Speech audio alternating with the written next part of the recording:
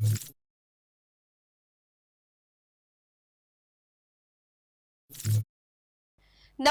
હું છું પ્રિયા અને તમે જોઈ રહ્યા છો જનતા કી જાણકારી ન્યૂઝ। નજર કરીએ આજના સમાચારો। કેશોદ તાલુકાના મેસવાણ ગામના બાવનજીભાઈ કનેરિયા ઉંમર 75 વર્ષના દુઃખદ અવસાનથી સમગ્ર ગામમાં શોકની છાયા છવાઈ ગઈ છે।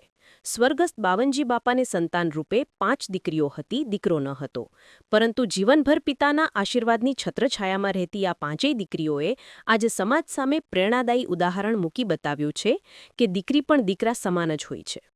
વિશેષ રૂપે ઉલ્લેખનીય છે કે બાવનજી બાપાના અંતિમ સંસ્કારમાં તેમની 5 દીકરીઓએ પિતાશ્રીને કાંધ આપ્યો, સ્મશાન યાત્રામાં સાથે રહી અને પિતાના દેહને પંચમહાભૂતોમાં વિલીન થયા સુધી દીકરાની જેમ તમામ ફરજો નિભાવી। સમાજમાં દીકરીની શક્તિ, સંસ્કાર અને કર્તવ્યનિષ્ઠાનો આ અનોખો દાખલો દરેકને પ્રેરણાદાયી છે। આ પ્રસંગે બાવનજી બાપાના એક દીકરી એવા જૂનાગઢ જિલ્લા પંચાયતના સદસ્ય શ્રીમતી ધર્મિષ્ઠાબેન કમાણીએ હૃદયસ્પર્શી શબ્દોમાં જણાવ્યું હતું કે બાપ તો બાપ જ હોય છે। તેમની ઈચ્છા મુજબ હિન્દુ શાસ્ત્રોક્ત વિધિથી અંત્યેષ્ટિ કરવામાં અમને ગૌરવ અનુભવાય છે।